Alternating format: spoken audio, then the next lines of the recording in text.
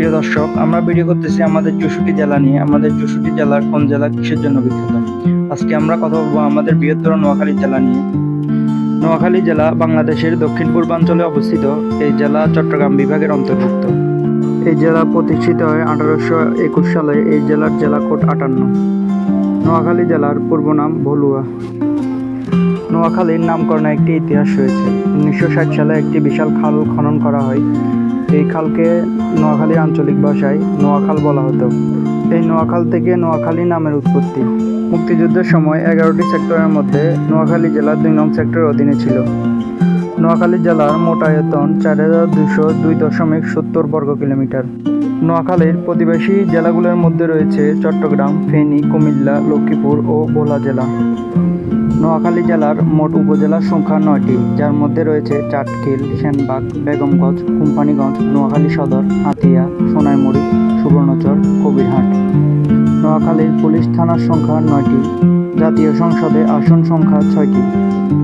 নোয়াখালী মেঘনা ও ডাকাতিয়া নদীর তীরে অবস্থিত। নোয়াখালী জেলার ঐতিহাসিক দর্শনীয় স্থানগুলোর মধ্যে রয়েছে গান্ধী আশ্রম, পজরা শাহী মসজিদ, বীরশ্রেষ্ঠ শহীদ মোহাম্মদ রুহুল আমিন গ্রন্থাগার ও স্মৃতি জাদুঘর, ঐতিহাসিক কল্যাণদী জমিদার বাড়ি, কমলার দিঘি, ড্রিম ওয়ার্ল্ড পার্ক ও নিঝুম দ্বীপ বিশেষভাবে উল্লেখযোগ্য।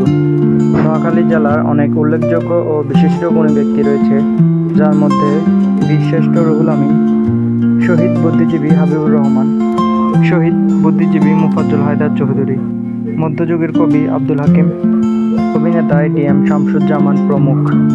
নোয়াখালীর ভাষা একটি ঐতিহ্যবাহী ভাষা। এর মধ্যে কিছু তুলে ধরা হলো, যেমন তারা বলে পারিবতান্ন, পরিবনা, পৈত্যান্ন, পরিবনা, পৈত্যান্ন, পৈত্যান্ন, খাবো না, খাইতান্ন, ঘুমাবো না, উইতান্ন। প্রিয় দর্শক, নোয়াখালী জেলা কিসের জন্য বিখ্যাত? সঠিক উত্তর দিয়ে জিতে নিন 20 টাকা মোবাইল রিচার্জের পুরস্কার। লাইক, কমেন্ট, শেয়ার করতে ভুলবেন না। পেজটি ফলো না দিয়ে থাকলে ফলো দিয়ে পাশে থাকুন।